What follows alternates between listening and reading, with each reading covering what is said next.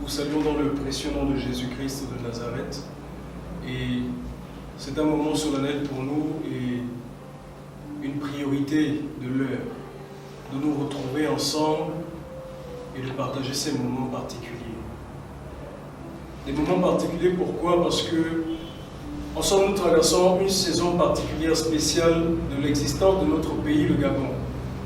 Et il nous a jugé impérieux de nous retrouver et de discuter ensemble, de parler des choses qui concernent notre devenir, notre existence en tant que peuple gabonais.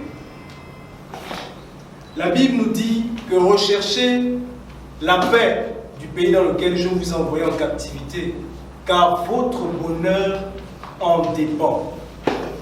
Et c'est fort de cette pensée que le mouvement Ecclésia, qui est une association à caractère politique, a décidé d'organiser cette conférence. Chers internautes, nous voulons encore remercier la chaîne de la Web TV Serenity News. Nous voulons remercier nos partenaires qui nous ont soutenus et qui nous encouragent dans cette démarche. Et pour ce faire, nous voulons encore planter le décor qui est en cette journée du samedi 10 avril 2021, je le crois, importante pour nous. Le thème de la conférence qui nous rassemble est une conférence sociopolitique et ecclésiastique, dont le thème est chronogramme sociopolitique et ecclésiastique du Gabon. Nous allons, tout au long de ce thème, pendant les quelques minutes qui vont s'écouler, essayer de dépeindre ou alors de faire un tableau eschatologique, prophétique, politique, ecclésiastique du Gabon, afin qu'ensemble, nous comprenions pourquoi les événements arrivent et qu'est-ce que Dieu a prévu pour cette nation. Pour ce faire, nous avons un invité, et pas des moindres. C'est plusieurs études eschatologiques et prophétiques qui ont été réalisées et qui ont été avérées. Nous allons citer entre autres la dernière en date, l'élection du président Donald Trump. Il est le président fondateur de la congrégation messianique et prophétique Beth Sefer. Il est père de plusieurs hommes de Dieu.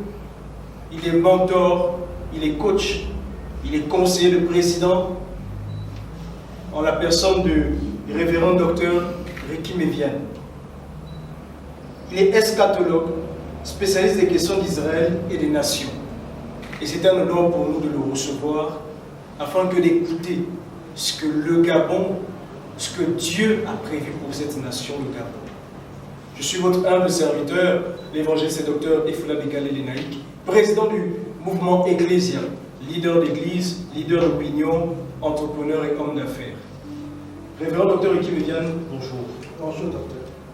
Alors, le thème de notre conférence est le chronogramme sociopolitique et ecclésiastique du Gabon.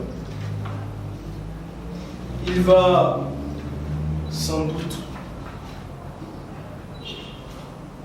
et nécessiteux pour moi de rappeler que ce n'est pas la première fois que nous vous consultons pour réaliser un tableau eschatologique des événements de la nation. Vous avez déjà été consulté par plusieurs présidents. Je pense ainsi au président Laurent Gbagbo, au président du Centrafrique, et je pense aussi du Cameroun, si je ne me trompe pas, Guinée équatoriale. Donc, c'est un honneur pour nous de vous recevoir. Et d'entrée de jeu, je vais vous demander de brièvement nous rappeler encore toutes les prophéties que vous avez déjà faites depuis votre sacerdoce, depuis que vous êtes eschatologue et qui se sont réalisées jusqu'à présent. Merci docteur. Il faut signifier déjà qu'au départ, eschatologie est une forme de ministère prophétique, à la différence qu'elle ne concerne pas les individus, parce qu'il y a des prophètes, des individus qui parlent sur la vie des personnes. En tant qu'eschatologue, nous travaillons beaucoup plus sur la destinée des nations. C'est-à-dire que, en ce qui nous concerne, nous parlons beaucoup plus des situations des pays, par exemple comme les États-Unis. Les États-Unis, en 2000, nous avions annoncé l'élection, pendant qu'il y avait cette période de flotte entre M. Gore et M. Bush, George W. Bush, nous avons reçu que Bush serait président. En 2016, vous avez annoncé, donc, avec la politique, nous avons annoncé l'élection de M. Donald Trump au détriment de Mme Clinton, qui avait l'avantage des sondages, après les sondeurs. Au niveau des nations, nous sommes consultés effectivement par les présidents. En 2010, 2009-2010, j'ai passé près d'un an avec le couple Gbagbo en Côte d'Ivoire, juste avant les événements, dans le cadre du jubilé des nations d'Afrique francophone. Nous étions en Guinée équatoriale en 2013. On devrait dû se rendre l'année dernière à Kinshasa, comme je disais, mais donc, le Covid commençait, donc voilà, j'ai été reporté. Et aussi, nous étions en Centrafrique à l'époque déjà, et il est question que si Dieu bénit, nous repartions d'ici là hors Centrafrique. Donc on est consulté par les chefs d'État, parce que notre ministère, et bien sûr, on est chacun en Israël, notre ministère consiste à parler de la vie des nations, et comme je suis gabonais, bien entendu, nous avons dressé un tableau politique du Gabon et des événements qui se passent, qui fait que aujourd'hui, nous nous retrouvons dans un tour de chronogramme, ce qui va se passer en 2021, et beaucoup de choses ont été annoncées. Nous espérons, pendant ces quelques minutes, citer quelques éléments qui concernent la vie du Gabon. Très bien. Votre ministère consiste à parler de la vie des nations. J'ai vu dernièrement que vous avez publié sur votre page Facebook un tableau prophétique des événements qui devaient arriver au Gabon. Est-ce que vous pouvez nous en dire un peu plus? Oui, c'était je crois, le 15 mars. Nous avions présenté le tableau qui concerne, qui va, une sorte de chronogramme, qui va de 2009 à 2022. Donc c'est le tableau prophétique. Comme on disait tout à l'heure, il y a des prophètes qui parlent sur la vie des personnes, sur leur mariage, leur santé, leur vie, leur avenir. Mais il y a également des prophètes des nations. Alors, cette expression est un peu galvaudée. Quand on parle de prophète des nations, ça ne veut pas dire qu'on est un prophète qui voyage dans les nations. Ah, exactement. Dites-nous un peu plus sur cette Un prophète des nations, c'est quelqu'un qui a la prophétie sur la vie des nations en question. Ah, il peut ne pas y aller, mais l'Éternel nous donne une parole concernant les événements qui vont subvenir dans cette nation. Et donc, maintenant, c'est que si on est appelé à parler d'un pays, souvent aussi Dieu permet qu'on soit sur place et puisse aussi reçu par les autorités du pays pour leur présenter ce prophétique, quitte à être les autorités d'accepter ou de ne pas accepter, parce que souvent c'est pas vrai. Nous avons souvent eu la grâce de pouvoir parler des personnes qui avaient une oreille attentive à ce que nous présentions dans la nation. Et beaucoup d'entre eux aussi sont des pratiquants chrétiens pour la plupart, et donc ils sont très sensibles à ça. Donc, concernant le Gabon, il faut dire que nous avons, en 2009, je vais penser en 2009, nous sommes un an avant 2010. Donc 2010, on va célébrer dans 15 pays d'Afrique noire francophone ce qu'on appelle le jubilé. Donc 50 ans de leur indépendance. Et dans la Bible, 50 ans c'est un jubilé. C'est-à-dire c'est une saison particulière sur le plan biblique. Et donc, on a commencé par présenter le fait qu'au Gabon, on a un mystère. C'est qu'au Gabon, nos provinces, du moins nos présidences, ont un caractère chronologique. C'est-à-dire que ce qui est surprenant, c'est que il faut savoir que Dieu a un regard spécial sur le Gabon, qui est un pays dont on dit qu'il a une destinée manifeste, un peu comme les États-Unis. C'est un pays, bien qu'il soit petit, c'est un pays dont la destinée a un impact sur d'autres nations. Et ça, vraiment, sur le plan politique, économique, religieux même. Et donc, de ce point de vue-là, on a constaté qu'au niveau du Gabon, par exemple, toutes nos présidences ont un caractère chronologique, c'est-à-dire Léon a été de la province G1, estuaire, et puis il a été remplacé par Omar Bongo, Albert Ménard à l'époque, qui était notre G2. Quand il décède, dans l'intérim assuré par Mme Rosomé, qui est le G3, on aurait pu s'attendre à ce qu'après elle, on ait un G4. Sauf que on a eu à nouveau un G2, le fils du premier G2.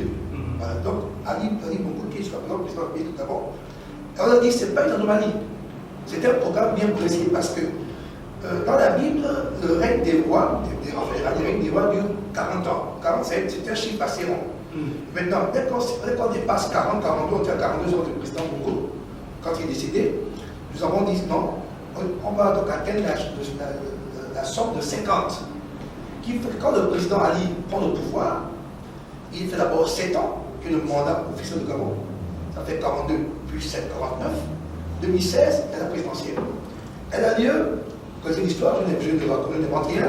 Tout le monde sait que M. Ping s'est déclaré vainqueur et il a un moment dit qu'il était vainqueur. Et je l'ai rencontré une fois, j'ai dit, Monsieur le Président, vous avez ou pas la prophétie de vous donner le pouvoir au Gabon en 2016. Parce qu'il manquait une année pour faire 50 ans. Parce que quand le président Ali Bongo prend le pouvoir, ce que je vais vous dire, c'est que le nom qu'il porte, c'est un mystère de Gabon, le nom qu'il porte, moi l'acronyme, c'est-à-dire les initiales de ces noms et prénoms, Ali Bongo Diba, A-B-O. Il faut savoir que la prophétie, la langue, la prophétie, c'est l'hébreu. En unique. Et donc en hébreu, Ab veut dire le père. Et puis Abi veut dire mon père, Abou, c'est votre père, et Abou veut dire son père. Donc en fait, cet homme, quand il vient, qu'on l'ait aimé, qu'on pas aimé, en fait, il vient accomplir, comme qui dirait, il vient terminer ce que son père n'a pas terminé. En fait, c'est comme s'il avait un mandat direct. Il vient parachever le jubilé du règne de son père. Parce que son père décède, il a 42 ans. Voilà, et il manque 8 ans. Il manque 8 ans. Qui fait que quand le président il prend le pouvoir, le mandat dure 7 ans. Donc quand il termine ce mandat, en 2016, il manque une année, qui est 2017. Parce que son père prend le pouvoir le 2 décembre 1967. Et donc quand le président, quand M. Ping estime qu'il a été élu, il avait dit non, M. le Président, ça avait été élu, c'est possible. Mais sur le plan prophétique, vous avez été vainqueur à la mauvaise année. Bon, il n'a pas aimé cette présentation qu'il m'a reçue. Bon, il m'a reçu pour rester vraiment très cordial, mais je lui ai dit. Ce qui veut dire qu'on est encore jusqu'à là en G2. Et pourtant, on devait avoir un G4. Puisque l'intérim a été un G2 par un G3. Maintenant, pendant, nous sommes, notre mystère de cette affaire, c'est que pendant que le président Ali Bongo est au pouvoir, il faut retenir qu'on arrive en 2018. Parce que son mandat en 2016, il y a eu élection, il a gagné jusqu'en 2023, c'est 7 ans de pouvoir, 7 ans de mandat au Gabon. Sauf que, il faut préciser qu'on était dans une période de 2013 à 2018, dans un projet qu'on appelle la PAC prophétique. Parce qu'il faut expliquer une autre chose suivante, c'est une chose importante, c'est que tout pouvoir politique, tout pouvoir est régi, tout trône, le siège, est régi par un système.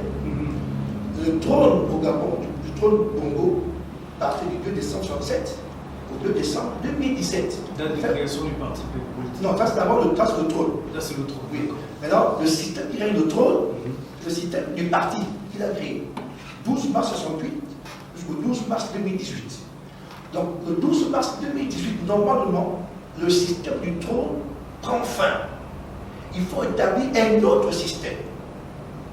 Et nous avions annoncé à l'époque que le chef de l'État était en danger parce que le trône était censé le vomir.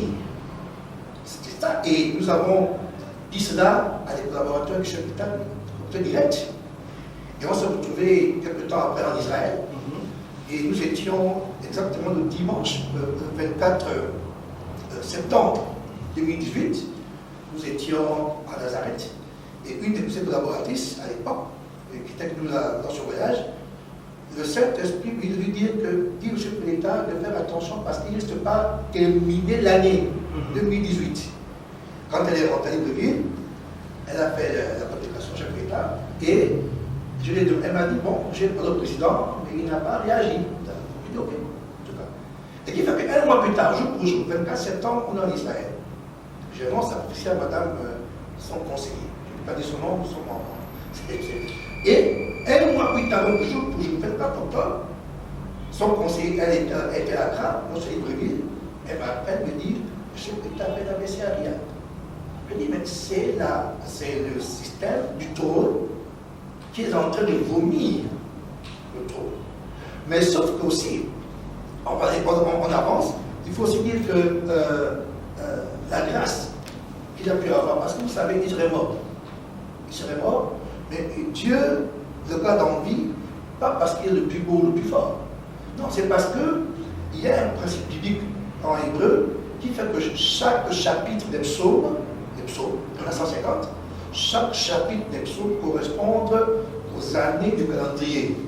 Qui fait que quand on était en 2018, ça correspondait au psaume 118. C'est donc expliqué pour en faire rapidement. Et dans le psaume 118, donc ça veut dire que l'histoire d'Israël, l'histoire des nations, ou même des individus, peut se lire dans le psaume en question. Et comme nous étions en 2018, nous avons le psaume 18, on est tombé sur le passage du verset 7, où David dit, non, je ne mourrai pas, je vivrai, et je rencontrerai les merveilles de l'Éternel. L'Éternel m'a châtié, mais il ne m'a pas mené à la mort. Nous avons donc dit par ce verset que le chef de l'État ne mourra pas, il vivra. Mais quand il va se réveiller son combat, il y a des paroles qu'il doit dire au nom de Dieu, au peuple gabonais. Et nous sommes rapprochés des gens qui sont à ses côtés. Ils ont dit non, vous savez, pasteur, mais un chef ne demande pas pardon. Je suis dit, ah, mais moi je ne peux rien. Nous étions en Israël quand ces choses sont arrivées, quand on dit ces choses, ce sont des Congolais RDC, avec qui souvent on voyage en Israël, qui ont pris même cette initiative et sont partis dans leur président, eux, qui s'est dit, et lui a demandé pardon à son peuple, en son nom, et au nom de ses prédécesseurs, au stade des martyrs. Demandé pardon pour les 50 ans, 60 ans de guerre, etc. Il l'a fait, mais l'initiative est née des Gabonais qui étaient en Israël avec d'autres pays.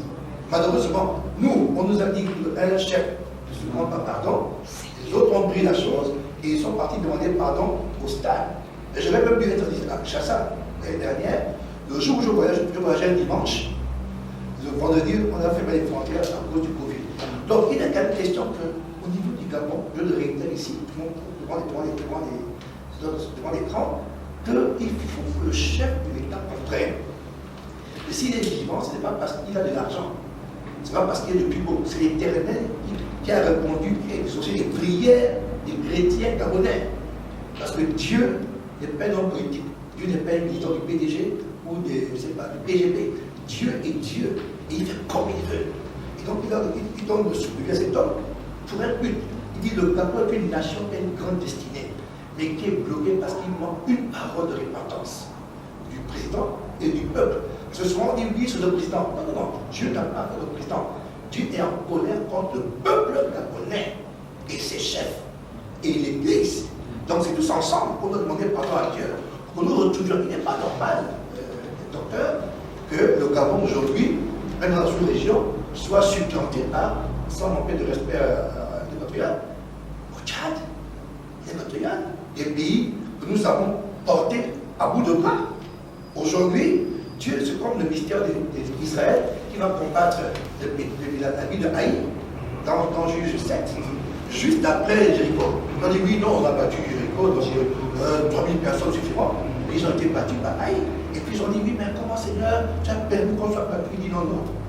L'intérêt est dans le camp. Tant que l'intérêt est dans le camp, vous serez tous battus. Donc tant que l'intérêt sera au Gabon, l'intérêt c'est un mot fort dans la Bible. Nous serons toujours un pays avec une grande destinée, mais malheureusement, dans les faits, nous sommes par terre. Et donc, je vais actuellement pour terminer. L'autre aspect dans l'Ancien Testament, c'est le jubilé. En 2010, on fait les 50 ans, et la Bible nous enseigne que les 3 ans qui précèdent le jubilé sont des années où Dieu apporte l'abondance, la richesse. Donc, c'est depuis 2008, 2009 jusqu'à 2010, on devait avoir des richesses. Monsieur Dongsima, ancien ministre du président de Mali Congo, a dit que ce sont les 3 années où le Gabon a été aussi riche de toute son histoire. Parce que le pétrole, le baril qui était à $30 à l'époque, est passé de $30 à $145. C'est-à-dire du simple au quintuple. On n'a jamais eu autant d'argent. Et donc le président a dit qu'il arrive au pouvoir, il a tous les moyens pour accomplir ce que son père. Et même faire plus. Et faire plus. Il y avait de l'argent, mais vraiment de l'argent. Donc sûrement que les gens qui étaient en charge de ces choses ont eu le vertige, sauf qu'aujourd'hui on se retrouve à se poser des questions. Et pourtant, avec tout pour réussir. Une fois, j'étais à Bamako, au Mali, une conférence avec le pasteur Karambiri, et en 2009, et quelqu'un disait, vous savez, en Afrique, on a un problème. Il dit, mais chez nous, même quand ta maman fait la sauce à la cuisine, elle fait la sauce, elle va toujours goûter 3 si c'est pas tout de sel ou cuisine. Elle porte sa mamite et avale tout. Même s'il faut goûter la sauce, goûter un peu de sauce, mais laissez la mamite. Goûter un peu la sauce. Et laisser la marmite, et puis on vient à table, il n'y a pas à manger. C'était une image qui me faisait rire à l'époque, mais qui était une image très forte. Alors, c'est une concept. Donc, moi je vais m'arrêter là parce que je pense que L'autre aspect, vous demandiez ce qui a été annoncé. Donc, juste après le chef d'État sur la vaisselle, nous avons également parlé de la question du cabinet, M. Lapuche. Et c'est mystérieux parce que. Oui, effectivement, vous avez fait une Oui, publication alors, il y a 2-3 ans d'ailleurs sur l'homme à la cruche. J'étais encore en situation d'Israël. Alors, le mystère s'est passé que le Gabon, c'est un pays particulier. Moi, je le dis en tant que pasteur, bibliste, super non politique. Vraiment, je vous assure que le Gabon ne m'intéresse pas. Moi, je suis un pasteur, et nous, les pasteurs, nous sommes plus grands que les présidents. Oui, ce sont des pasteurs. Nous en viendrons. Oui, et donc, je ne crois pas que tu vas abandonner ma soutane pour être président. Ça m'intéresse même. Mais moi, je parle au président. Et donc, on dit oui, bon, le président est malade, son cabinet vraiment prendre l'ampleur. Dans la Bible, le seul l'Esprit me dit qu'on est en pleine période, on est en période de part prophétique. Il dit que c'est parce qu'il prend la part. Il dit c'est le seul moment dans la Bible où les hommes en Israël biblique portaient des couches d'eau. Et Jésus a dit aussi, allez, c'est quand vous trouvez un homme qui porte une couche d'eau. Le Seigneur dit au Gabon, vous avez un homme qui s'appelle la cruche. Voir son histoire, analogie avec la Bible, vérifie. J'observe que cet homme-là, à la Bible, quand il prend l'eau, il prend la cruche pour aller prendre l'eau, il apprend, quand on est à Jérusalem, à un seul endroit qu'on appelle la réserve de Siloé. Siloé veut dire le messager ou l'envoyé. Ce monsieur s'est expressé, il dit je suis le messager et l'envoyé. Il ne sait pas sous quelle option, mais il disait exactement ce que la Bible dit. On prend le messager qui veut dire Siloé, le seul endroit où on prend l'eau dans la Bible pour aller faire. Et donc, comme je savais qu'en Israël, on est un homme à la couche composant à peu près 12 heures. C'est de 6 heures à 18 heures, à peu plus. Donc c'est 12 heures. Prenons une heure pour une année prophétique, ça fait 12 heures. Prenons une heure pour un mois prophétique, une heure et un mois. Ça veut dire que si c'est 12 heures, ça fait 12 mois. Donc 12 mois, ça fait 1 an. J'avais donc pensé que cet homme va pouvoir être pendant 1 an. C'était l'homme le plus puissant du pays. Mais de même manière que dans la Bible, la Bible apparaît brutalement et il est sur la place, et puis aussi il parle brutalement. Les gens disent, ouais, il sera présent. Je dis, non. Cet homme, tant qu'il s'appellera la bûche et qu'il joue ce rôle, va quitter la scène de manière brutale. Comme il est venu. Et ce qui s'est passé, un bâton nous a dit, oui, il a été arrêté, il a été en prison. Mais on disait au départ que il sera président. Je dis, c'est pas possible. C'est la parole de Dieu. En tant qu'eschatologue, en tant que prophète des individus, peut-être, je peux le dire, mais prophète des nations. Ça m'intéresse de dire que lui sera présent parce que j'aurais bien. Et puis, dans beaucoup de domaines, il ne correspondait pas. Il correspondait à une saison, une période. Et donc, quand il est venu, quand il s'est manifesté, nous avons vu ce sujet. Non, c'est pas possible. Maintenant, entre-temps, nous étions malades, on avait 2 G4 qui étaient en poste. On avait un vice-président. On avait un vice-président et le président du Sénat. Parce que c'est le Sénat. Quand le président du Sénat, normalement, il assure l'intérêt de l'intérêt. Et les 2 étaient de G4. De Mouila et de Foudanou. En fait, il faut dire qu'à cette période, l'histoire s'est un peu reproduite comme du temps de El Hadj Omar Bongo. Voilà. Parce que G3 avant son Sénat, vous avez été président du Sénat à cette période, et G2 était au pouvoir. Là, maintenant, on a G2 au pouvoir qui est malade. On ne sait pas s'il va venir. Et on spécule. Mais on a le G5 président. G4, M. Baka Moussabou, président du Sénat, avec Milébou, Mouila et puis Guinoua. Enfin, Foudanou, sur le connaît vite. Les 2 sont de la Mounier. Donc, c'est de quelque part là que ça se jouer. Ce qui a grillé la carte de G4, c'est que le président de la Cour solaire, la présidente a, par habilitation, permis que le vice-président préside le conseil des ministres. Donc, dès qu'il a pris cette fonction, il était comme le chef de l'État. Les prérogatives qui ont fait que se présenter ainsi, se prenait un coup, G4 a payé sa carte. Et donc, même là, on dit, on ne peut pas mettre Mouira. Parce qu'après G4, il faut qu'il y ait G5. Mais je me rappelle bien que, quand ça dit, en fait, il dira, il y aura le président national, le président, le Premier ministre, le ministre de la Défense. Voilà. Mais vous avez remarqué bien, docteur, le ministre le président du Sénat, c'est G4, toujours. On a G6, qui est le ministre de la Défense. On a G7, qui est le président de l'Assemblée nationale. Ce qui fait qu'on a le 4, le 6 et le 7, le Premier ministre. Attention, et le 5 n'est pas cité. Comme si Dieu garde ça en réserve. Parce que je dis que si des choses se passent comme Dieu me l'a présenté, on risque d'avoir un G5 tôt ou tard, chef de l'État du Gabon. Pourquoi? Depuis là, le 5 est toujours épargné. On aurait pu avoir un premier ministre ou bien c'est pas lui sa défense du G5. S'il le faisait, c'est comme s'il venait de lire aussi sa carte. Le G4 est en fonction, et même prévu, G6 la défense, bon, G4 le Sénat, G6 la défense, G7 l'Assemblée nationale. Le Premier ministre n'est pas cité dans notre ville, qui, pour l'instant, qui est, on va dire G1. Et donc, mais pourquoi on a l'impression que Dieu épargne toujours G5, G7, donc il cache. Il cache, c'est une sorte de GFT. Hein, on va dire GFT bien notre chef parce que tout le monde va le cache. Pour être David, parce que quand Israël va avec Goliath, etc., entre les Philistins, David est caché dans le rose, il s'occupe des brebis, etc. Et puis on va le chercher pour dire, il se lève et va. Et donc, nous sommes toujours dans cette configuration où on a comme l'impression que Dieu est de côté.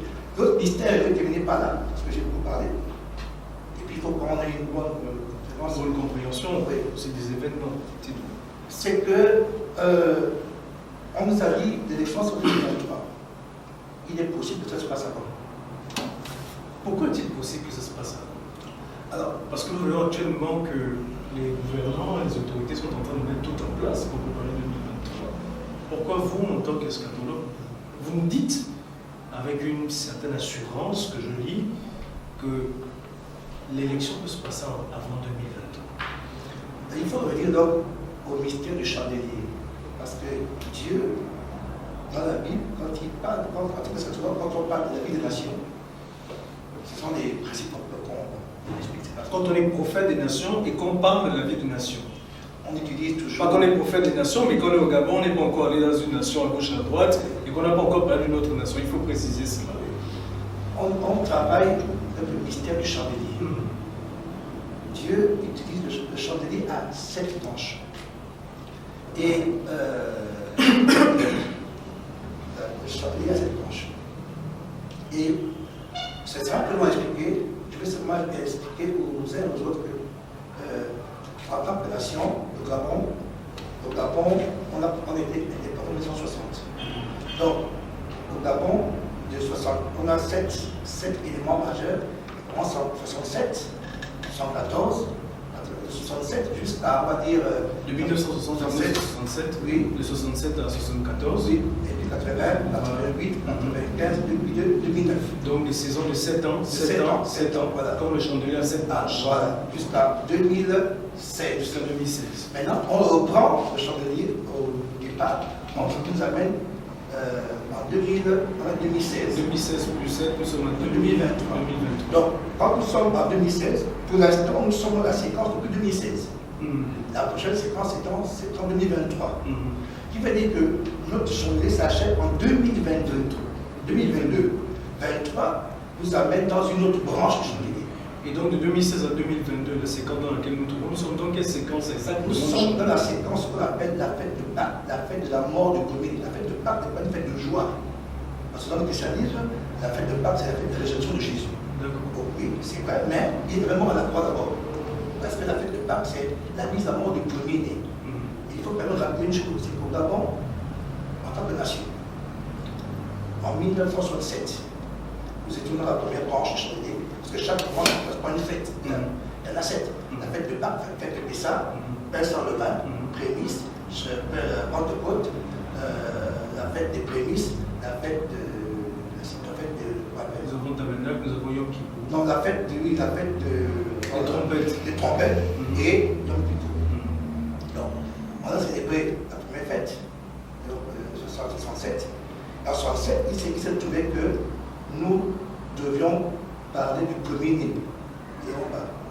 Et alors, Léon Mba est mort le 28 novembre 1967, l'année de la mort du premier-né.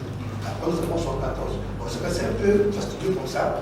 Ce que ça signifie à la fin, c'est que de 2016 à 2022, on a une séquence particulière qui change en 23.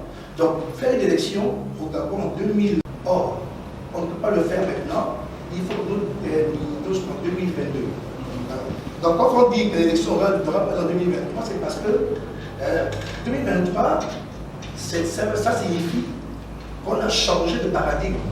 On a changé de branche, une autre saison. Ce qui n'est pas possible. Donc, on va terminer avec la branche du 22 et le 23. Les gens m'ont dit, oui, élection 2022, 2023. Mais je peux vous dire tranquillement qu'on ne va pas mettre trop une élection. Dieu va s'arranger pour qu'il y ait un événement qui fasse qu'on fasse une élection anticipée. Au plus tard en 2022, mais là, c'est pas possible. Pas possible. Et maintenant, Dieu est souverain, il fait comme il veut, on parle comme des hommes, et c'est lui qui appartient la puissance et la gloire et toute vérité. Donc si je vous suis bien, docteur Guimilian, tellement le Dieu que nous connaissons a un regard favorable particulier sur le Gabon, de la même manière aussi nous pourrons conclure que la présidence au Gabon, sinon les présidents du Gabon, en fait viennent par prophétie et de façon chronologique. Oui. Puisqu'actuellement nous avons eu G1, G2, G3, nous sommes revenus à G2, vous avez expliqué pourquoi nous sommes revenus à G2, à cause des acronymes du nom. Il est venu terminer le mandat de son père. Donc en fait, à proprement parler, il n'a pas un mandat pour lui-même. Si on vous suit bien. Directement non. Et c'est pour ça que c'est compliqué parce que ça donne l'impression, genre se disent, mais comment Dieu peut. Non, ce n'est plus à faire comment Dieu. Dieu, comme je disais à l'époque, je dis, Dieu n'appartient à personne, il fait comme Dieu. Et donc on peut dire, oui, mais comment. Non, Dieu il fait un choix. Quelqu'un m'a dit un jour, mes pasteurs, bon, si moi je suis loin d'interne, donc G9 va passer quand? C'est loin. Bon, je n'ai pas. J'ai dit non, Dieu fait ses choses comme il entend, et je sais que quand on parle de G1, G2, G3, G4, quand on arrive à G9, attention, Dieu fait comme il veut. Pour l'instant, nous sommes dans cette mouture-là. D'accord. Mais il est possible que Dieu choisisse quelqu'un, un premier ministre, on ne s'attendait pas à ça sur l'interne, il peut prendre quelqu'un de G7, de G8, il n'est pas dit qu'on soit souvent président pour pas. Il peut prendre qui il veut dans sa province. D'accord, donc on considère ce schéma ponctuel dans lequel nous sommes, où nous avons une présidence chronologique. Et nous avons remarqué qu'il y avait déjà le G4 qui a quasiment déjà assuré l'intérim lors pendant l'AVC du président de la République. Donc, ce qui fait qu'il y a un G5 en gestation quelque part. Et si on s'hasarde à faire des spéculations sur le G5 qui est en gestation et qui risque d'être président de la République du Gabon, sauf par souveraineté de Dieu, par changement de programme du Seigneur, quel doit être en fait le profil de ce G5 là? Alors écoutez, moi je crois que l'homme plutôt choisira, en dehors de ses compétences politiques ou ceci, c'est quelqu'un qui doit avoir dans son esprit une portée divine de part des chrétiens. Je ne dis pas plutôt qu'il soit un pasteur. Vraiment, c'est un point sur lequel je vais insister. Et chaque homme, docteur, chaque homme a une portée divine en lui. Qu'est-ce que vous voulez dire exactement par portée divine? Oui, ce que je veux dire pas, c'est que souvent dans nos pays, quelqu'un est devenu président, homme d'État, chef d'État, il est président et puis président. Mais dans le cas qui est dans le cas actuel, j'ai le sentiment que Dieu prépare un homme selon son cœur. Ça ne veut pas dire qu'il faut qu'il soit chrétien. Parce que dans la Bible, on a l'histoire du roi Cyrus. Aujourd'hui, on dit que c'est un Iranien. C'est la Perse. Mais c'est Cyrus qui a restauré le temple et la prière au sein du peuple juif. Il avait d'abord vaincu. Donc c'est quelqu'un qui a dit, moi je suis le roi, mais ce peuple a un Dieu. On va rétablir un peu, docteur. Nous sommes, c'est des bambous, c'est vrai, mais les gens qui nous ont colonisés, qu'on appelle les Français, sortent d'une civilisation qu'on appelle la civilisation judéo-chrétienne. Même si nous-mêmes aujourd'hui nous devons plus se reconnaître comme étant des chrétiens, mais il y a une civilisation judéo-chrétienne, c'est-à-dire que les valeurs de la Bible, les valeurs de justice, d'équité, etc., d'amour, d'altruisme, sont des valeurs qui sont sorties de la Bible, qu'on nous a présentées. Maintenant, on peut ne pas être chrétien, ni même pasteur, mais avoir des valeurs d'avoir la crainte de Dieu. C'est cette dimension que je présente en disant que Dieu prépare quelqu'un qui, même si tu n'es pas forcément pasteur, et vraiment c'est un aspect sur lequel moi je vais citer, Parce que je ne crois pas qu'il faut être pasteur pour être un homme de Dieu, ou un président. On peut être président de la République sans être un pasteur, sans être, je ne sais pas, mais avoir quelqu'un qui correspond à des valeurs. Parce que le christianisme, c'est quoi? C'est le transfert des valeurs chrétiennes, des valeurs bibliques, qui ont disparu dans certains cas. Et nous avons dans la Bible l'histoire de Élie, parce que quand on parle de rebâtir l'autel et prendre l'eau sur l'autel, c'est la restauration des valeurs. Quand nous sommes là, on se dit que nous Gabon, on parle tellement de choses. Il y a des histoires d'homosexualité, il y a toutes ces choses. Même en tant qu'Africain, on n'est pas obligé d'être européen pour. Même dans nos cultures, c'est des pratiques contre nature. C'est pas de civilisation, mais de la civilisation vient nous. Civilisation veut dire civiliser, donc ce qui vous rend différent de l'animal. Ce qui établit l'altérité, la relation entre quelqu'un et son prochain, la relation de liberté, de respect de l'autre, d'amour, de partage, d'équité. C'est des valeurs bibliques. Et je dirais même naturelles et universelles. Mais ces valeurs-là, il faut qu'il soit président ait le cœur pour les partager, c'est-à-dire la répartition des richesses. Il ne faut pas qu'il y ait 1% de riches et 95% de très pauvres. Et ces choses-là, dans ces valeurs chrétiennes que Dieu veut rétablir dans la nation, et puis débat sur est-ce qu'on est un pays laïque ou bien pas laïque, est-ce qu'on est un pays laïque veut dire athée, il faut aller vite. Il faut quand même dans cette nation, là on dit que le chef d'État doit demander pardon à Dieu. On lui dit non, je veux aller plus loin. Écoutez, en 2016, on dit à 9. Ok, 9. Est-ce que vous savez exactement ce que je veux dire 9 en ésotérisme. Mais Dieu s'est fâché contre nous. Pourquoi? Parce que 9, ce n'est pas juste 9 en ésotérisme veut dire le créateur, le divin. Et donc, c'est le chiffre vers lequel convergent tous les autres chiffres. Le 9. Et quand une personne dit 9, c'est qu'il est Dieu. En ésotérisme. Et tous les autres s'appellent 0, s'appellent 1, s'appellent 2, s'appellent 3. Et 8, c'est le chef 9. Il vous dit, le 9 août, jour du drapeau. Moi, j'ai fait l'école de police pendant 8 ans, 9 ans. Je connais le drapeau. Mais quand on vous dit que ce 9 août, il faut qu'on fasse allégeance, c'est pas que le drapeau. Le drapeau incarne la nation. Mais la nation est incarnée par le chef d'État. En fait, par symétrie, quand je viens embrasser le drapeau, c'est lui que j'embrasse en fait. Parce que c'est le 9 août qu'on fait ça. Non pas le 15 ou le 16. Pas le 9. Parce que c'est lui. Et Dieu dit qu'il ne partage pas sa gloire avec un homme. C'est tout. Donc, maintenant, sur des choses qu'on peut dire réception comme ce président, en tant que pasteur, voici ce que Dieu demande et il demande de vous repentir. Pas seulement en tant qu'individu, mais en tant que nation. C'est le Gabonais. Parce qu'au Gabon, il y a un grand défaut. On ne meurt jamais seul. On accuse toujours les autres. C'est l'État qui ne marche pas bien, le gouvernement ne fait pas ci, le président. C'est vrai qu'ils sont responsables. Le Gabonais aussi. Nous sommes notre propre tard. Et donc, Dieu demande que, comme à RDC, tout le stade était là. Le stade est martyr. Ils sont passés dans un pardon avec le président. Ils ont pris 4 heures. Mais est-ce que, docteur Guy, vous croyez vraiment que le prochain président qui doit être du G5 et qui doit avoir la crainte de Dieu, je le répète encore, sauf changement de programme de la part du Seigneur, est-ce que vous croyez vraiment qu'il arrivera à mettre les intérêts de Dieu devant, à dire ce que vous venez de citer là? Parce que nous savons que de la même façon que El Hadj Omar Bongo-Ondimba était un fervent chrétien, c'était un président qui croyait vraiment en Dieu, d'accord? Je ne vais pas redire ici son discours qu'il a eu à prononcer, qui est devenu célèbre au Gabon, Dieu ne nous a pas donné, etc., point de suspension, fermé les guillemets. Nous savons aussi de même que Ali Bongo est quelqu'un qui a grandi dans cette culture chrétienne-là. Et il a une très grande connaissance, parce que je me suis laissé entendre dire qu'il a une bibliothèque dans son bureau là-bas, remplie d'hommes, de livres écrits par des auteurs chrétiens. Donc ce n'est pas un inconnu de la personne du Seigneur. Mais quelle sera la différence entre ses prédécesseurs avec ce G5 ? Quel doit être réellement ce qu'il doit venir accomplir. Je reviens encore sur ma question, quel va vraiment être le profit qu'il doit avoir?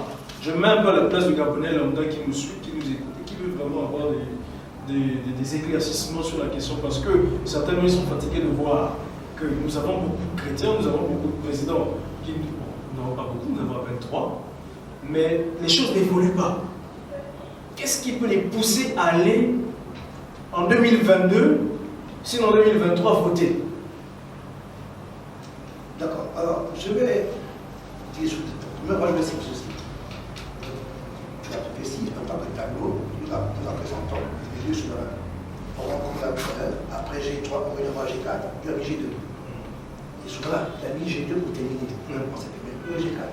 Mais, on est dans G7. Je vais prendre une image biblique pour vous expliquer les choses. Dans la Bible, il y a un homme qu'on appelle Élie, le prophète. Élie vit au temps du roi Akab, le pire roi de l'histoire d'Israël. Enfin, Israël divisé en deux. Et donc, et sa femme Jézabel. Et donc, Jézabel décide de tuer tous les prophètes d'Israël, ils ont fui, etc. Élie, dans la colère, dit: je ferme le ciel pendant 3 ans et demi, il n'y aura ni rose ni pluie. Entre parenthèses, quand on fait la guépartière du nom Gabon, c'est-à-dire la somme des valeurs numériques des lettres qui font le nom Gabon, ça fait 39. Ça fait 39. 39, on prend la liste, on prend l'unité de la distance, ça fait 9 plus 30. Ça fait le mot T et L. Et puis ça fait Ta, qui veut dire la pluie, la rosée. Le Gabon est un pays dont la guépartière signifie la pluie et la rosée. Dans la Bible, la pluie, c'est le symbole de la richesse, de l'abondance. D'où les énormes. Voilà, d'où le Gabon est un pays très riche et prospère. C'est dans son histoire, dans son nom. Mais il dit: il n'y aura ni rosée ni pluie. Il reprend les mêmes mots qui disent Gabon. Si dans ma parole, pendant 3 ans, il n'y a pas de pluie. Mais le roi est là. Le problème, c'est qu'en Israël, il y a un mystère. Donc, Élie demande maintenant de faire un hôtel pour savoir quel Dieu qu'on doit choisir. Si on adore Baal, parce que ça donne la Baal, c'est le faux Dieu. Non. Ici, il faut adorer Baal, ou s'il faut adorer le Dieu d'Israël. Et donc, ils ont bâti un hôtel. Ils ont mis le taureau. Il a dit: bon, mettez de l'eau. Il a dit: priez votre Dieu pour les gens de Baal. Et qu'il répond de 9h à 15h, il n'y avait rien. Pas de pluie, pas de rien, pas de feu. Il disait que le Dieu qui l'attend dans le feu, c'est le vrai Dieu. Arrivé à 15h, il dit: c'est là où on fait l'offrande du soir. Il dit: mettez de l'eau. Mais la question est: d'où vient cette eau dont on parle? Il dit: puisque depuis 3 ans, il n'y a pas d'eau en Israël. Il n'y a pas de pluie. L'eau la sort d'où? C'est ce que Dieu veut faire au Gabon. On ne voit plus de pétrole. Il y a plus, il y en a où le pays est parti, il y a la crise. Le Gabon n'est pas en crise. Le Gabon est dans une dimension où Dieu a fermé le ciel. Dieu a bloqué les richesses. Le Gabon est un pays riche, le plus riche d'Afrique noire. Mais on vit là comme si on est un peuple de mendiants. Parce que l'eau, à l'époque d'Israël, on mettait l'eau, on cachait l'eau sous l'autel. Parce qu'il y avait donc, s'il n'y a pas de pluie, il n'y a pas d'eau sous l'autel. Et donc, pour être sur l'autel, il fallait être quelqu'un du sacerdoce. Donc, il y avait Akab, il ne peut pas monter sur l'autel. Et donc, par conséquent, le prochain président du Gabon doit être quelqu'un qui monte sur l'autel, ou qui soit capable de connaître, de comprendre, de saisir le mystère du fait de monter sur l'autel. Parce que les gens du Gabon sont sous l'autel. Et donc, un simple président, enfin, quand il dit simple, je m'entends, un simple président politique, il dit pour ça, là, même si après ce fameux président est mon Dieu, et d'autres qui reviennent, qui sont un peu plus loin, un peu moins, est mon Dieu, mais celui qui viendra après Ali Bongo, même si il faut avoir 10 ans, c'est lui qui décide, mais après lui, le prochain président, à mon sens, doit sortir de GC. D'accord, docteur qui me vient. Alors, une question me vient à l'esprit. Si vous vous êtes donné à vous les moyens, le soutien financier, vous vous lancez en campagne en 2022, je ne prophétise pas, c'est une hypothèse. Est-ce que vous irez en campagne?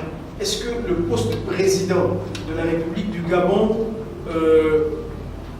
est nécessaire pour que réellement vous vous lancez en campagne en tant que prochain candidat à l'élection présidentielle en 2022-2023? Est-ce que vous pensez réellement que,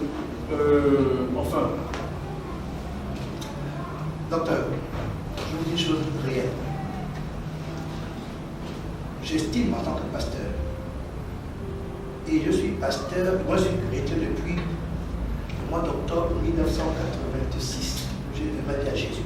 J'avais 16 ans, à l'époque j'étais en classe de seconde, à l'ESCAP. Et ça fait donc en gros 35 ans que je suis dans le Seigneur. Je vous assure, je suis pasteur depuis, consacré depuis maintenant 21 ans. Je vous assure, éternellement, être président pour moi c'est petit. Vraiment. Je ne peux pas quitter l'église, la foi, pour aller chercher être président. Moi, non. Comment ça être président? Non.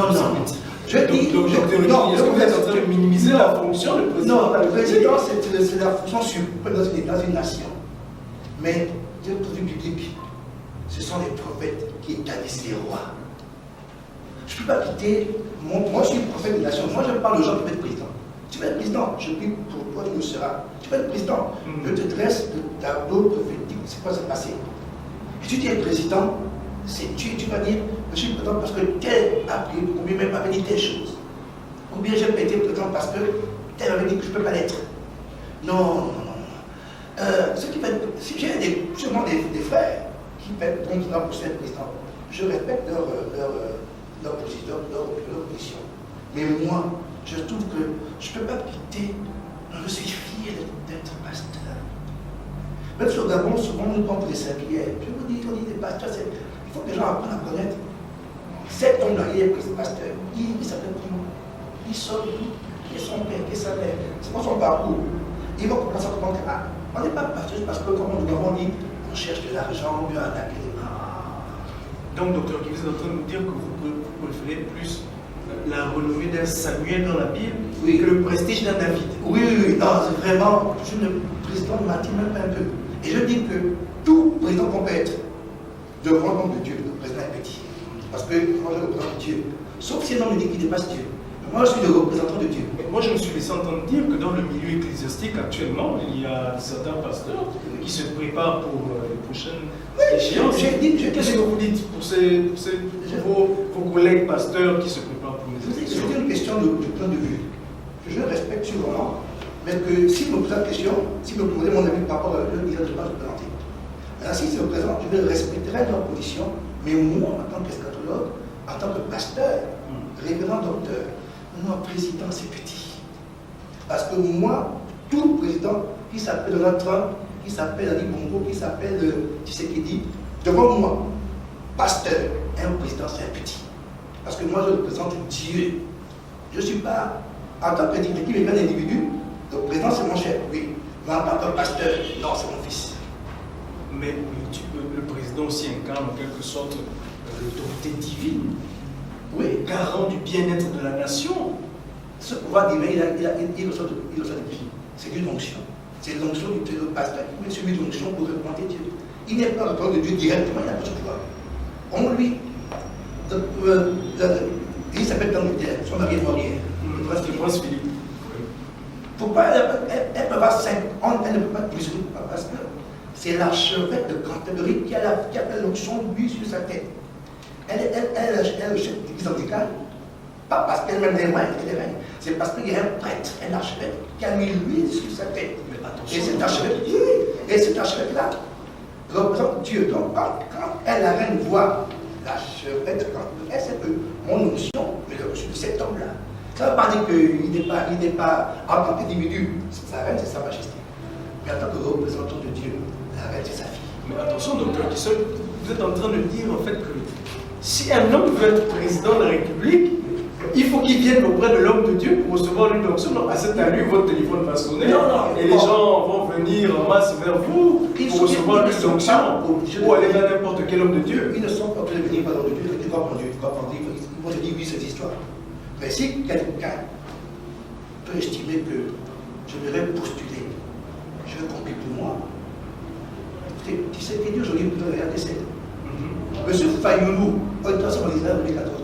On a dit qu'on est ensemble. On est à BTM, devant l'église à l'activité. Monsieur Fayoulou, qui était comme ce qui ici, qui a jeté tout la voix. Mais tu sais qu'il dit, c'est un pasteur qui a pris pour lui. Personne ne pensait à lui qui va gagner un jour. C'est Dr. Williams qui a prié pour discipler et notre pasteur. Il a dit, papa, tu veux être président de RDC, si tu veux, oui, viens. Il est président aujourd'hui. Et quand un pasteur prie pour vous, l'élection est toujours bizarre. Nous me vivons. On va dire, oui, j'ai gagné, j'ai pas gagné, mais quand Dieu dit, c'est ce qui se passe. Un peu comme avec Donald Trump aux États-Unis, où personne ne le voyait venir. On donnait Hillary Clinton, Voilà, et il a vainqueur. Donc, Et Donald Trump arrive, on se rend compte qu'il est un conglomérat d'hommes de Dieu derrière lui. et puis j'ai aussi des choses quand même assez importantes. On oublie parce que le problème, c'est parce que si 50 personnes viennent pouvoir, vous avez prié pour 50 points de l'État. Vous avez le drapeau prophétique. Vous savez pas, celui-là, il correspond à ce que Dieu m'a dit. D'accord. On ne veut pas qu'il y ait 50 personnes qui ont c'est pas pardon, il faut rester. Et pour l'instant, si quelqu'un me voit, me dit, docteur, je t'ai dit parler, est-ce que c'est le bon moment? Je peux plus pour moi. Je vais constituer le tableau, je dirais, si bien il est de G9, je dis, laisse tomber. Bon, je puisse pas être là. Donc, avis au G9, ce n'est pas le moment. Mais sérieusement, je ne pose tout. Non. Un président, moi, laisser l'église, parce que je devrais être président. Non. D'accord. Alors, je trouve que être pasteur, c'est très dur.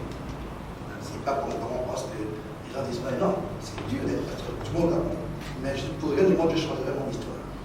Alors, docteur Ricky, je vais, histoire d'ouvrir un peu le micro, que ça ne reste pas seulement entre nous, donner un peu la parole à l'assistance.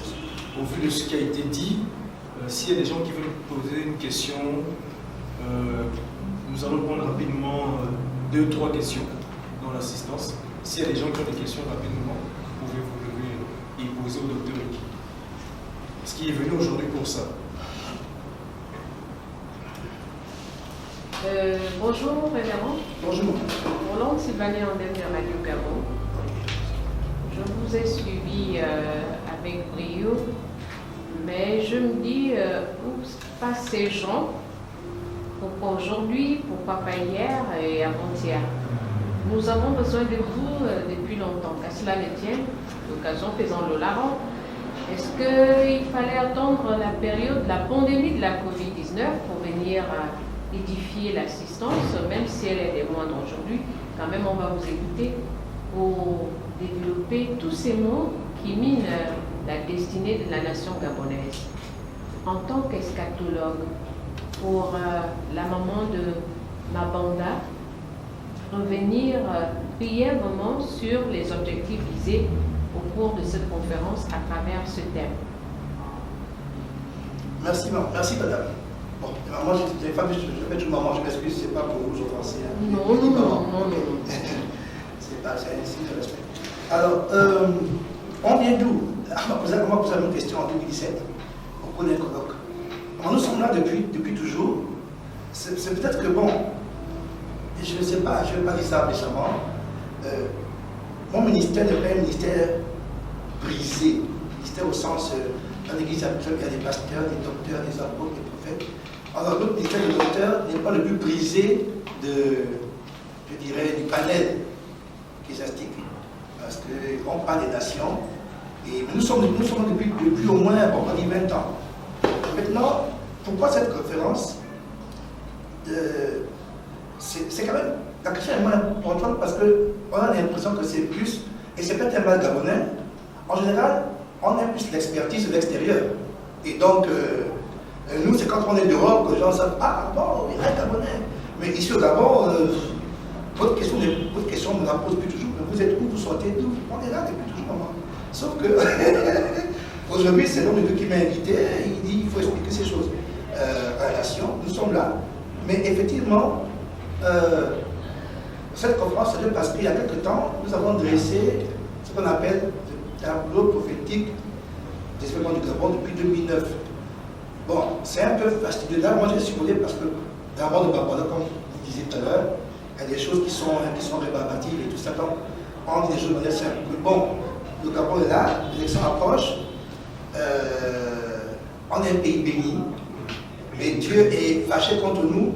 Bon, nous sommes des hommes, donc nous sommes avec des péchés et des faiblesses. Le peuple n'est pas de péché chez Dieu. En fait, Dieu n'est pas à faire de péché. Son peuple, c'est que quand on a péché, il veut qu'on demande pardon et puis on continue. Or, le fait de vouloir dire j'ai péché, mais tant pis, je n'ai rien fait, je continue, c'est juste ça. Dans la Bible, il y a la Bible de Ninive. Dieu a envoyé Jonas, il dit, va dire que dans 40 jours, je vais les tuer tous, je vais les frapper. Il a commencé à parler. Et puis le roi dit, il a dit aux gens, on ne mange pas pendant 3 jours. Juste un jour, Dieu a dit, Jonas, tu as vu. Après, tu as commencé après, ils se sont répartis. Donc, ce que j'ai dit là, je l'efface. Il a dit, monsieur, tu as vu, je t'avais dit que tu es un Dieu bon. Il dit, non, moi, je me demande que les gens se répondent. Au Gabon, on est un pays béni. Comment quand on entend Gabon en crise, le pays pas cherché. C'est ça parce que Christ me dit, mais on est bloqué parce qu'il y a un travail et nous on est partis, ce qu'on est aujourd'hui, on va dire oui, le pays ne peut pas aller comme ça. Mais le chef d'État, il y a des petits parents chez lui, donc chaque fois ils vont le dire, voilà, on a dit telle parole, on a dit telle chose. Comme il s'est nommé à l'instant, on m'a dit qu'il a une bibliothèque vraiment chrétienne mais extraordinaire. Il lit, il connaît, même s'il est musulman pratiquant, mais il n'est pas fermé, il n'est pas hermétique aux choses des églises. Il connaît ce qu'on parle, donc ce qu'on est là, c'est pas pour lui découverte. Sauf qu'on nous dit non, un chef, et maintenant, pasteur, je ne peux pas le président parce qu'un chef ne demande pas pardon.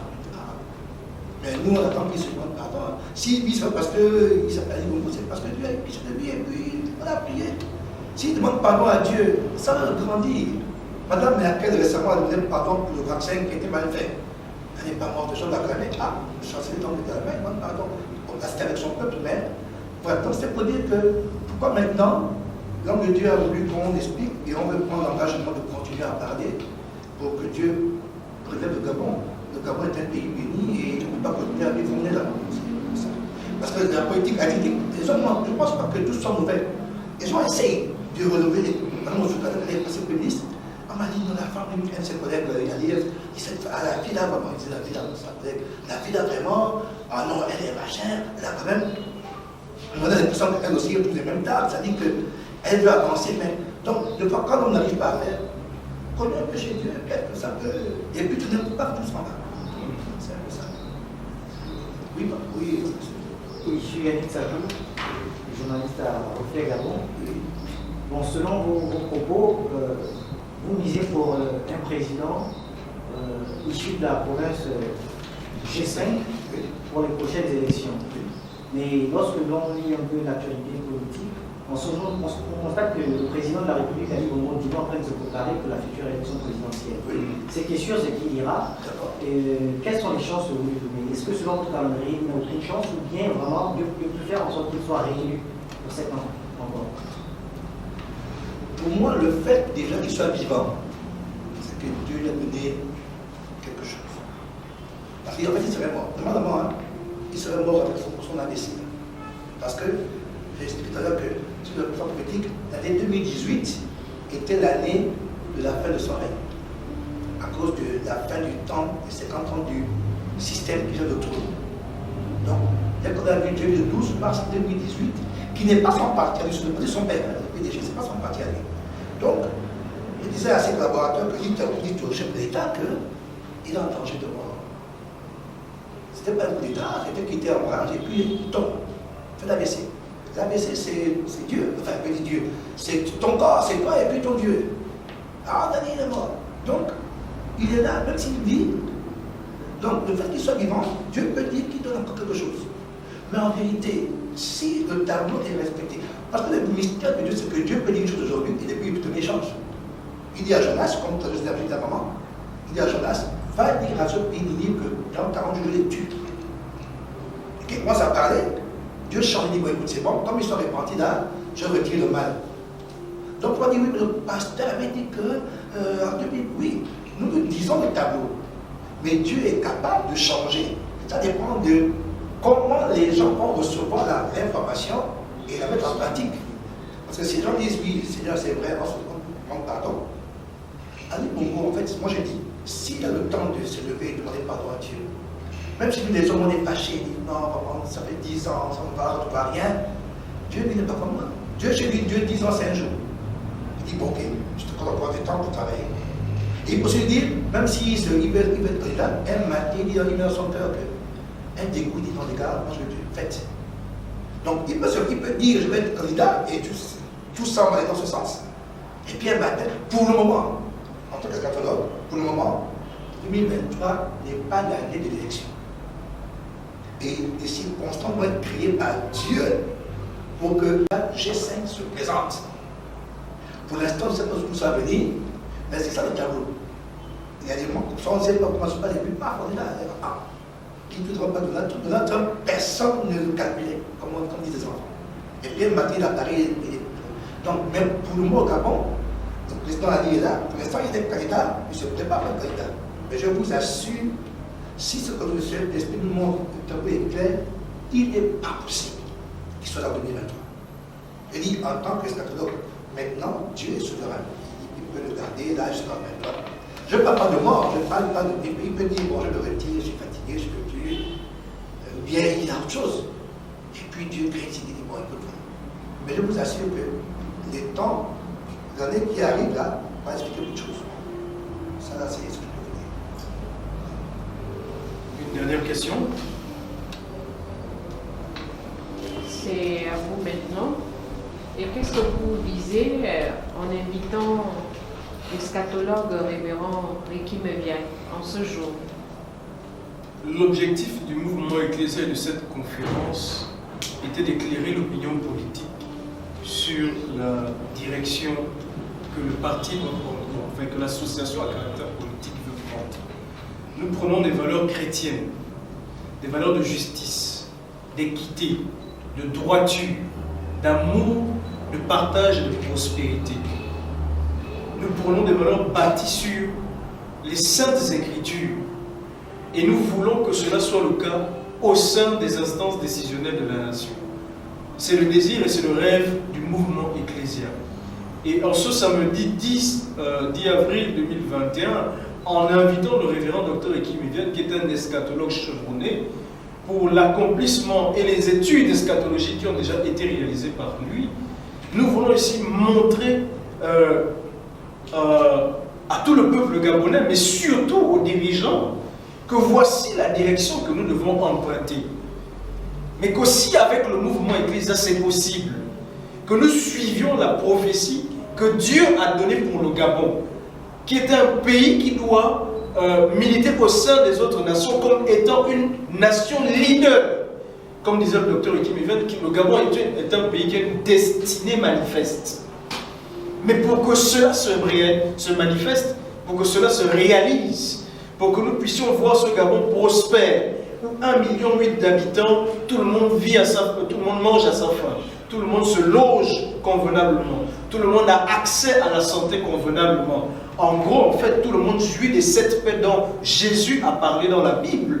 Il faut qu'il y ait au sein des instances décisionnelles la pensée profonde du plan prophétique de Dieu pour cette nation et des gens qui ont la crainte de ce Dieu pour le mettre en application. Oui, monsieur Tabou. Bon, je vais revenir sur votre discours de tout à l'heure.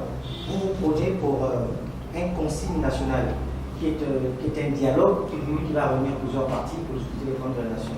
Mais l'on se souvient que depuis les années 90, le Gabon a connu plusieurs conférences, plusieurs dialogues, mais dont les conclusions n'ont pas servi le peuple. Et pourtant, ces dialogues-là, ces conférences-là sont faits pour le peuple. Mais qu'est-ce qui fera la différence avec ce que vous proposez? Parce que nous savons que lorsqu'il y a ces conférences, c'est plutôt l'intérêt des organisateurs qui est recherché au final. La différence, qu'est-ce que vous allez proposer? La différence avec ce Conseil national que le mouvement ecclésial propose, c'est qu'il soit sous l'égide de l'Église. Il faut qu'il soit piloté par le clergé. Quand je parle de clergé, je parle ici de toute congrégation confondue, pas seulement des églises charismatiques de Rivet. Je parle également des protestants, je parle également des catholiques, des musulmans, etc., etc., etc. Parce que c'est le fait qu'il y ait l'autorité divine comme leader, comme garant des résolutions qu'il faut être prendre, qui pour ma part et pour la part du mouvement ecclésial pense qu'il y aura une certaine crainte et une certaine rapidité dans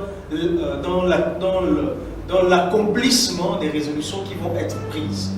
Mais en plus de mettre cette conférence sous l'égide de l'Église, donc des leaders religieux, il faudrait aussi qu'au sortir de ce Conseil national, qu'il y ait une commission chargée de mettre en exécution automatiquement toutes les résolutions qui vont être prises. Cette commission aussi sera aussi sous l'égide de l'Église. Parce qu'il faut un surveillant pour toutes ces choses. Vous avez cité, en 90, nous avons eu la conférence nationale, et jusqu'à présent, les résolutions de la conférence nationale n'ont pas vraiment servi aux intérêts des Gabonais. On ne voit quasiment rien. Nous ne disons pas que rien de bon n'est sorti de cette conférence. Il y a eu énormément de réformes qui ont été proposées, il y a eu énormément de solutions, mais nous ne voyons rien. Je pense que c'est parce qu'il n'y a pas eu un suivi véritable et profond de ces résolutions qui ont été prises lors de la conférence nationale de 1990. Mais la différence avec ce conseil, c'est que nous voulons que les choses se mettent en application. Il y a eu le dialogue du stade de l'amitié en 2017. Je pense que ça a été la même chose. Je crois que la différence avec cette conférence, c'est que comme au Congo, de la même façon que l'Église au Congo a géré les élections, l'Église aussi au Gabon est capable de gérer les assises où les fils d'une même nation se parlent véritablement sans tabou, fassent table rase du passé, se demandent pardon mutuellement les uns les autres et à la nation gabonaise et tournent la page et passent à une autre étape pour faire entendre le Gabon dans sa nationalité. Oui, monsieur. Et nous avons l'appel des braves piloté par le bloc démocratique chrétien. Est-ce que vous ne créez pas de chevauchée? L'appel des braves, en fait, je pense que c'est une autre pensée qui n'entre pas dans celle du Conseil national. Je pense que M. Guéguisson Malouga, qui est l'initiateur de l'appel des braves, s'adresse surtout au CND, au Conseil national de la démocratie, et à l'ensemble des leaders des partis politiques. Nous, ici, nous faisons appel à toute la classe sociale gabonaise. Classe sociale, j'entends leader de partis politiques, président des institutions, la société civile, etc., etc. Mais surtout, je m'appuie là-dessus, je le réitère, sous l'autorité de l'Église.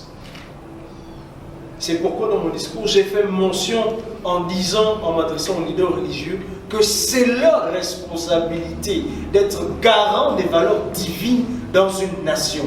Lorsque l'État a fauté, qu'elle a chuté, qu'elle a échoué face à ces échecs de développement, de pédagogue, d'éducation, c'est l'Église qui prend le relais et qui devrait normalement être même à l'origine du développement et de l'éducation de la nation, comme c'était le cas avant la séparation des pouvoirs en 1905, d'accord, où on a mené, où l'État français a mené la division entre le politique et le religieux.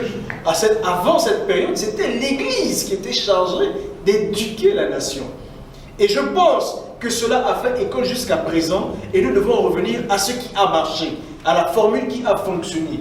Donc, c'est sous l'égide de l'Église que nous voulons mettre en fait ce Conseil national.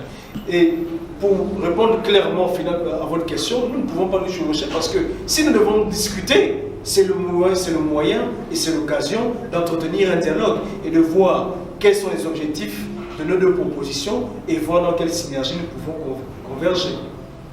Dernière question. Oui, Madame Montaine. Quel est l'apport du mouvement Ecclésia dans la lutte contre cette pandémie qui sévit le monde entier et le Gabon actuellement, qui est sous la bannière des vaccins?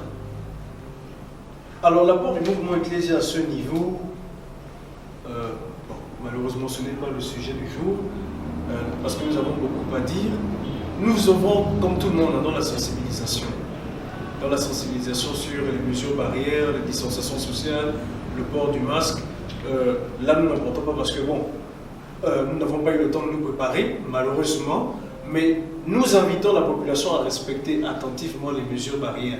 Donc, le port du masque, se laver régulièrement les mains avec du gel hydroalcoolique, respecter la distanciation sociale d'1 mètre, d'accord? Chose que nous avons respectée ici, comme vous pouvez le voir, nous avons 1 mètre de distance. Et c'est dans cette optique que le mouvement Ecclésia ne cesse de s'illustrer depuis le début de la pandémie. Docteur Ekiméviane, je reviens vers vous, et là ce sera notre mot de fin. Crise sociopolitique à gauche, à droite, crise économique, régime financier qui grève. Dernièrement, ce sont les ministères des Finances et des Impôts qui sont mis à gréver. Depuis 10 ans, le climat sociopolitique et économique du Gabon est délétère. Qu'est-ce que Dieu nous prépare au travers de ces nombreuses crises-là? Et qu'est-ce que vous pouvez dire pour conclure cette conférence? Je veux dire que sur le plan de la parole de Dieu, dans la Bible, on parle souvent de réveil spirituel. Le réveil, on parle de réveil spirituel quand une nation a atteint une forme de léthargie spirituelle, c'est-à-dire la mort. Et puis, Dieu fait immixtion dans la vie des nations en ranimant l'esprit et en réveillant la foi de ceux qui étaient morts. Et en général, dans une nation, quand il y a un réveil spirituel, c'est-à-dire, comme je prends le cas du Gabon, quand Britannie est né, on a vu des jeunes gens tout d'un coup se mettre à aimer Dieu, qui des bandits, des drogués, tout ce qu'il y avait contre les petits paris de l'époque.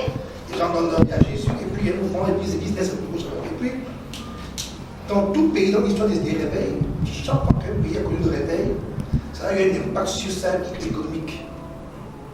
Parce que des pays anglo-saxons du moins, que ce soit les États-Unis, l'Angleterre, la révolution industrielle, en Angleterre, début du 19e siècle, ça correspond à toute une grande période de réveil spirituel. Les États-Unis, pareil.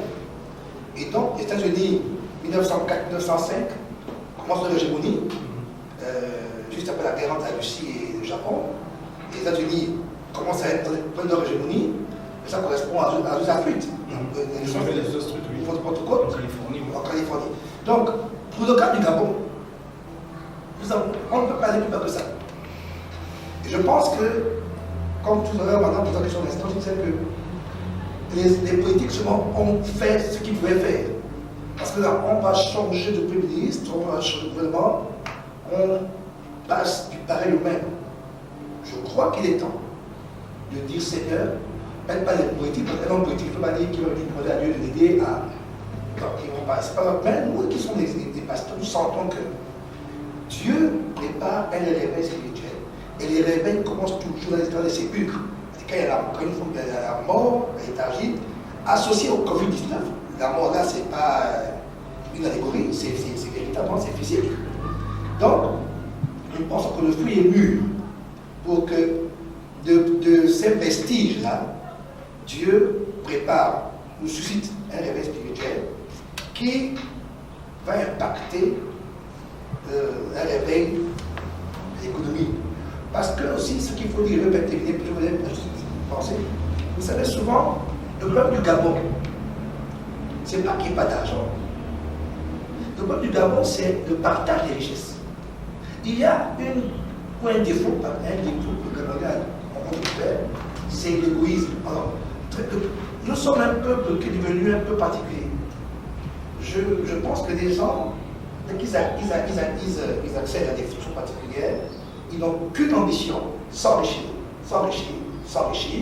et puis après, ils sont enlevés, bon, on va enlever, mais il y a très peu de gens qui vous sentez venir là pour comment dirais-je, pour le bien du plus grand nombre. Bon, s'ils disent qu'on fait comme ce qui est avant nous, il est important que nous qui prions, nous commençons par dire à Dieu aussi, Seigneur, comme dit l'apôtre Paul dans Romain, nous serons transformés par le renouvellement de l'intelligence. Ce n'est pas seulement une affaire de chrétien, c'est une affaire de la nation. Et les Gabonais redeviennent amoureux des uns des autres. Non pas constamment sur la bouche, mais conseils comme des frères et des sœurs, que quand je suis là, je ne suis pas là. Et puis un truc que je me suis souligné, il faut qu'on arrête de faire que quand on met quelqu'un, moi je suis de Moïdoué, je suis du canton Saint-Quentin. Moi j'ai mon grand frère qui est député. Si mon grand frère un jour il s'appelle Georges député. Si un jour Georges devient ministre, je ne veux pas commencer à dire oui, ok, on va au village, on va aller remercier le président, on fait une cérémonie, ce grand merci parce que notre fils, notre peuple. Alors lui, il a l'impression qu'il est ministre de ses parents, de sa province, parce qu'on nous remercie. Non, on n'a pas remercié le président parce qu'il a été quelqu'un de notre village. Il faut qu'il est nommé, même si on le fait, le président commence à dire qu'il a arrêté ça. Parce que celui qui est nommé, il n'est pas nommé pour son village, de ses parents. Il est ministre de la République gabonaise. Or, cet esprit-là, je sens que ça crée des problèmes parce que les gens viennent, et ça fait des tournées, ça fait des salutations, ça fait des... Et puis bon, on arrose les parents, et puis quand il y a des fonctions, c'est les parents qui viennent en fonction, et d'autres les enlèvent, et puis ça retarde le pays. Ça, c'est aussi un système qu'il faut qu'on change. les remerciements au président, des paroles des gens que tu veux. Parce que ça, je vous assure, c'est une tare à régler. C'est une des choses qui fait que les gens ne sont pas là. Si moi je suis fan, je vois un pounou devant moi, je vois. Une des choses que Mobutu a réussi à l'époque, le même disent, malgré tous ces États, c'est que les Zaïrois se sentaient Zaïrois partout. Là-bas, il n'y a pas de gars de Équateur, gars de je ne sais pas où, de Machine, non. Donc là-bas, donc ça, est-ce qu'il est possible que moi j'aille une maison pour cette maison? Je n'ai pas une maison parce que je suis père, par mandat, non, par exemple. Mais il dit que je suis Camerounais, France c'est chez moi, on dirait mon c'est ancestral. Il y a quelqu'un qui est France qui va au Yel, on dirait ancestral. En fait, ce sont des choses qu'il faut qu'on règle. Ça crée, c'est ce qui fait que le Rwanda, après, j'ai aussi sanglant. C'est relevé. Parce qu'on a cassé des formules de on remercie le président, des petits, des Moutous, tout ça. Et on dit Rwanda. Dès que ça va être établi, là, je vous assure, on va prendre plus pour un réveil spirituel et un réveil économique de la nation. Donc, comme disait le président Léon Gabon d'abord. Oui, Gabon d'abord. C'était votre conférence organisée par le mouvement Ecclésia qui avait pour thème Chronogramme sociopolitique, prophétique et eschatologique du Gabon. Vous aviez pour vous servir l'évangéliste docteur Efula Bekale Lenaïk. Je vous remercie de nous avoir suivis.